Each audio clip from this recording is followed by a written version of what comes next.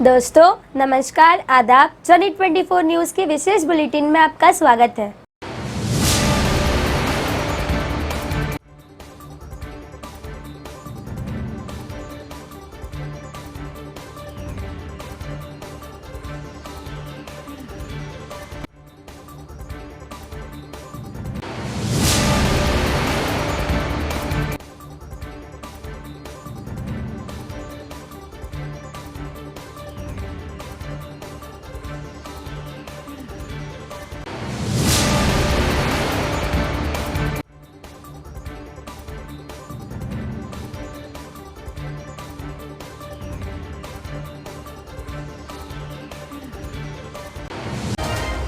धारावी में आज वंचित बहुजन अघाड़ी के चौथे कार्यालय का उद्घाटन हुआ है और साथ ही यहाँ के मशहूर समाज सेवक शकील खान का भी यहाँ पर प्रवेश हुआ है।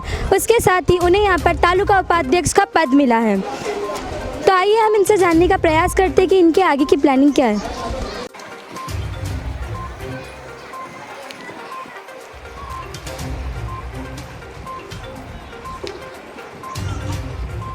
सर, आज वंचित बहुजन अघाड़ी के चौथे कार्यालय का उद्घाटन हुआ है, तो जाहिर सी बात है कि आप महानगर पालिका के चुनाव में अपने कैंडिडेट खड़ा करेंगे। तो सर, आप कैंडिडेट खड़ा करने के लिए अभी से आपकी क्या प्लानिंग चालू है? देखिए, प्लानिंग ये है कि हमारे जो राष्ट्रीय अध्यक्ष आदरणीय प्रकाश बाला साहब अम्बेडकर, उनके आदेश का खाली हम पालन करेंगे और हमारा अभी कोई ऐसा फाइनल नहीं कि हम किस कैंडिडेट को ला रहे हैं। हमारा राष्ट्रीय अध्यक्ष है, उनके आदेश का ही सिर्फ हम पालन करते हैं और हमारा कोई उद्देश्य नहीं कि हम खड़ा करेंगे। हमारा राष्ट्रीय अध्यक्ष जो बोलेंगे हम वो करेंगे। और चौथी कार्यालय का उद्घाटन इसलिए कर रहे हैं क्योंकि यहाँ के लोगों की कुछ ज़रूरत है, कुछ लोग वंचित हैं जिनको आज तक का कुछ नहीं मिला है। आप खुद देख सकते हो कि धारावी को एक गाली के रूप में इस्तेमाल किया जाता है, यानी एक स्लम। ये एक गाली है। लोगों को समझ में नहीं आता कि धारावी को एक स्लम बोल रहे हैं और फिर भी लोग खुद से बोलते हैं कि हम स्लम में रहते हैं, यानी हम गाली में रह रहे हैं। तो हम उसको कुछ ना कुछ सुधार हो सके, उस चीज़ का कुछ बदलाव हो सके और जो लोगों को नहीं मिला है उसके हम कोशिश करके, हमारी तालुका टीम है और हमारी वंचित की पूरी टीम उस चीज़ पे हम गौर कर रहे हैं कि यहाँ पे क्या लोगों की तकलीफ़ है। हमारे साथ है धारावी के मशहूर समाज सेवक शकील खान। इन्होंने सर, आप पहले कांग्रेस में थे और अभी वंचित का दामन थामे, तो सर इसके पीछे का उद्देश्य क्या है? मैं पहली बात बता दूं कि मैं कांग्रेस में था ही नहीं।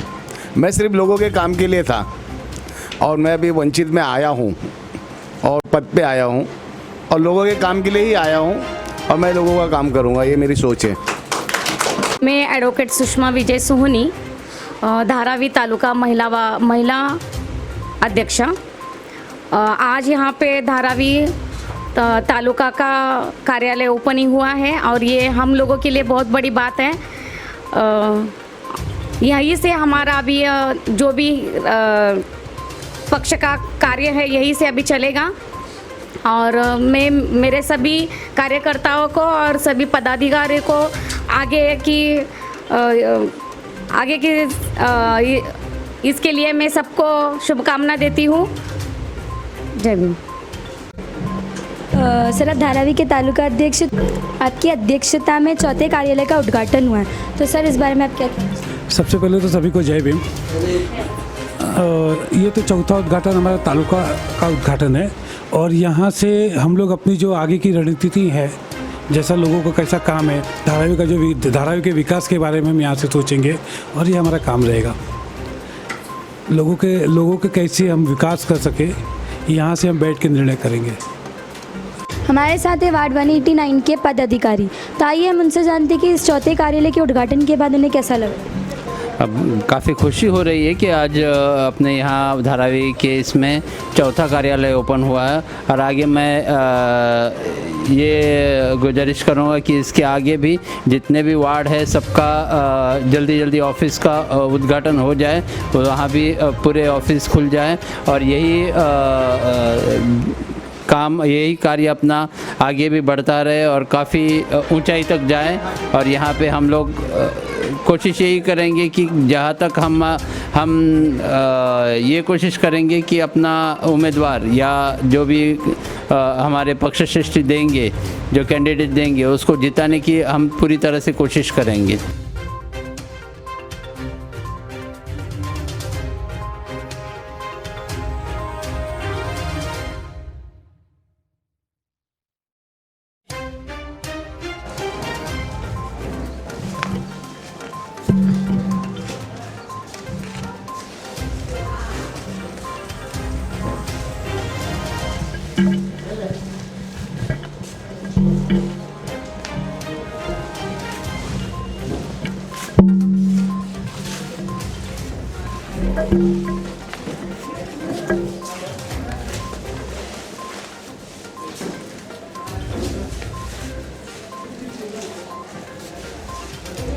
इस वक्त मैं हूँ शेड कॉम्प्लेक्स में और हमारे साथ ही शेड की मैडम मरियम मैडम। तो आइए हम इनसे जानते कि आज इनका कार्यक्रम किस संदर्भ में था। जैसे हम सभी जानते हैं कि कोरोना के वजह से बहुत सारे लोगों की नौकरी चले गई, धंधा बंद है, तो उनको एक सपोर्ट के द्वारा हम लोग आज अनाज दे रहे हैं।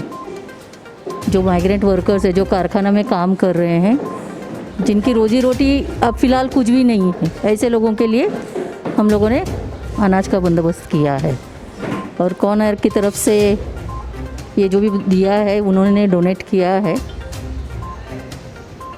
जिसमें दाल चावल पूरा मतलब एक घर का राशन चल सके इतना अनाज है।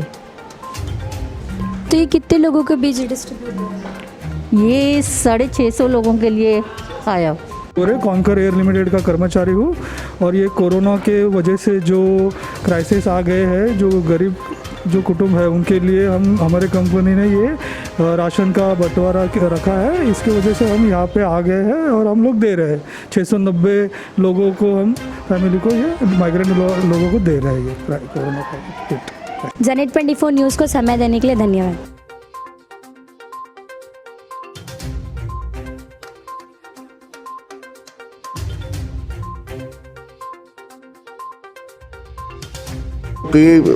को समाप्त करना और यहाँ आज़ादी के आंदोलन में ये उनका कोई हिस्सा नहीं था ऐसा दिखाने की जो कोशिश चली है, और जो आज़ादी के खिलाफ हमेशा रहे, जो ब्रिटिशों की दलाली जिन्होंने की, उन्होंने जैसे वही राष्ट्रवादी है ये दिखाने के जो प्रयास चलाए, इसके खिलाफ हम लोग हैं। और इसके ज़रिए सरहद गांधी मेमोरियल सोसाइटी स्थापन की गई है हमारे सैयद जलालुद्दीन साहब के नेतृत्व में, और उसके ज़रिए ये एक 4 बजे से शाम को 7 बजे तक शनिवार 6 तारीख को 6 फरवरी को ये बड़ा मेला हम लोग ले रहे हैं, जिसमें गणेश देवी जी जो भाषा तज्ञ हैं वो सदारत करेंगे और बाकी के बहुत सारे लोग उसमें रहेंगे।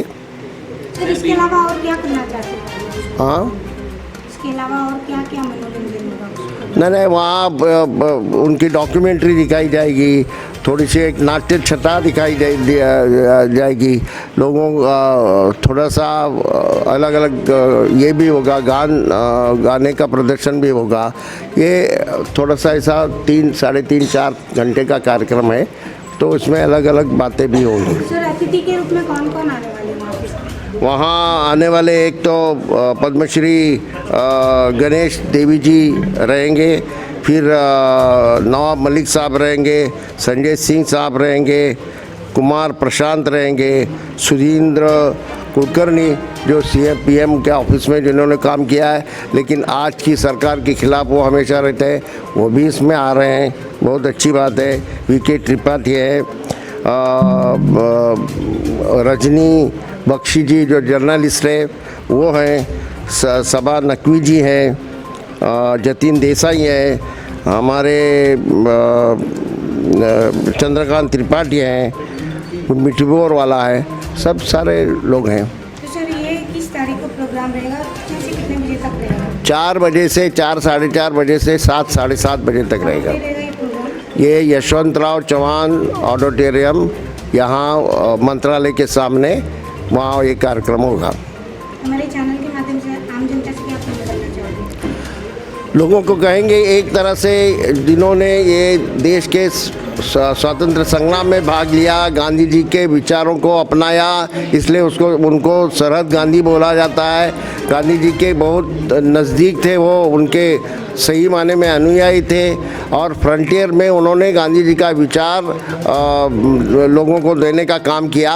वहाँ खुदाई खिदमतगार नाम का संगठन खड़ा किया, उनका एक बड़ा मेमोरियल भी होना चाहिए, ऐसा भी प्रयास हम लोगों का रहेगा।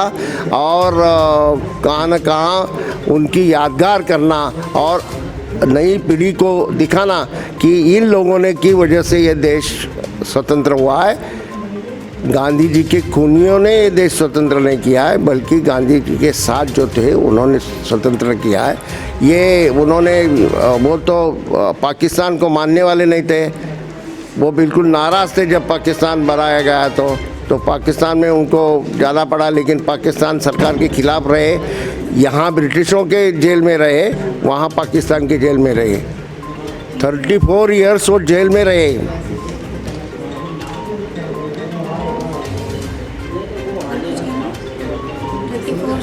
जेल में रहे, उसके बाद कुछ कहना? 34 ईयर वो जेल में रहे और हमेशा वो हिंदू मुसलमानों की एकता के लिए काम करते रहे थे। 2 दफ़ा वो हिंदुस्तान में आए, भारत रत्न दिया गया था उनको, अवार्ड दिया गया था उनको, बख्शा गया था बड़ी पैमाने पे। जब वो यहाँ दिल्ली में आए और इंदिरा जी उनको लेने के लिए एयरपोर्ट पे गई, तो उनके हाथ में एक छोटा सा थैले थे। तो इंदिरा जी बोली मेरे पास दे दो, मैं लेती हूँ। तो वो बोले नहीं, यही तो मेरी प्रॉपर्टी है। उनके कुछ कपड़े उसमें थे। ऐसे सही माने में निस्संगी आदमी थे वो। कि 131वीं जयंती पर YB चौहान प्रतिष्ठान में जो प्रोग्राम हो रहा है उसके सिलसिले में तफसीलात आपको जनाब हुसैन दलवाई साहब साबिक़ मेंबर ऑफ पार्लियामेंट से मिली। ये एक अच्छा बड़ा प्रोग्राम हो रहा है। इसको वर्चुअल एड्रेस करेंगे जनाब असफंदयार खान साहब, जो खान अब्दुल गफ़ार खान साहब के पड़पोते हैं, और राजमोहन गांधी साहब, चूँकि ये इस वक्त शिकागो में है लिहाजा वो भी जो है वर्चुअल एड्रेस करेंगे। और इसकी सदारत जो है जनाब गणेश देवी साहब कर रहे हैं, जो राष्ट्र सेवा दल के जो है राष्ट्रीय अध्यक्ष हैं, और दूसरी बहुत सारी अहम शख्सियात उसमें शामिल हो रही हैं, जैसे नवाब मलिक साहब हैं, संजय सिंह साहब मेंबर ऑफ पार्लियामेंट राज्यसभा हैं, हुसैन दलवाई साहब हैं, सुधींद्र कुलकर्णी जी हैं, बहुत ही जानी मानी पत्रकार मोहतरमा सबा नकवी आ रही हैं, उसको एड्रेस करेंगी। रजनी बख्शी साहिबा जो हैं एक फ्रीलांस जर्नलिस्ट हैं और बड़ी ऑथर हैं, और चंद्रकांत त्रिपाठी साहब हैं साबिक़ वज़ीर,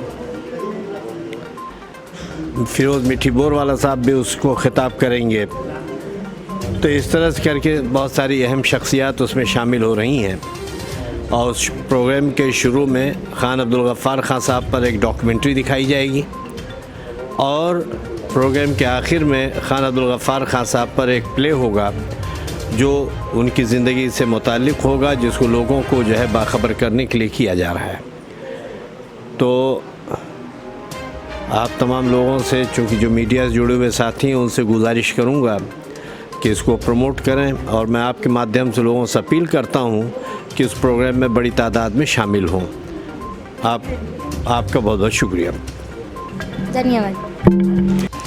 बेसिकली आज का जो प्रोग्राम है, it is about announcing a program regarding Khan Abdul Ghaffar Khan. In fact, even I feel ashamed now कि इतने सदियों के बाद भारत में फिर से उनको याद करने के लिए, बम्बई में याद करने के लिए खान अब्दुल गफ़ार खान को लेकर बड़ा प्रोग्राम करा। और खान अब्दुल गफ़ार खान थे कौन? वो सरहदी गांधी थे, नॉर्थ वेस्ट फ्रंटल प्रोविंस।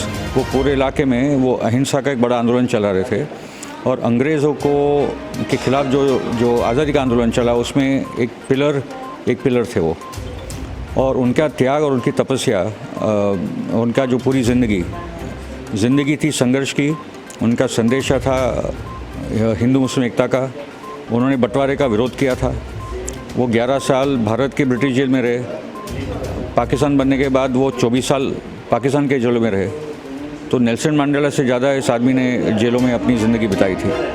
और जब आज उनके बच्चों की सत्ता भी है वो उन इलाकों में, मगर आज भी वो परिवार अब खान अब्दुल गफ़ार खान के विचारों के साथ कमिटेड है।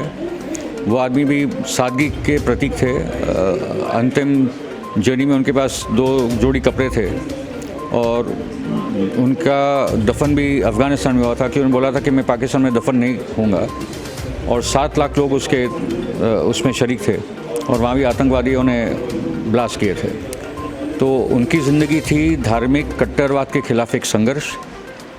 धर्म का क्या मतलब होता है, हिंसा के साथ का क्या रिश्ता होता है, ये सब खान अब्दुल गफ़ार खान की ज़िंदगी एक लिविंग टेस्टिमनी थी भारत और पाकिस्तान को, पूरी दुनिया को। तो उसी कॉन्टेक्स्ट में एक बड़ा प्रोग्राम आयोजित करने जा रहे हैं। तो सर क्या अपील करना चाहोगे? One is to attend the program, number one, and that the second point being that his life was remarkable. His life was a life of a history, legend, and epic life that he led. उनको समझने के लिए ये तो सिर्फ एक शुरुआत है उनके विचारों को लेकर।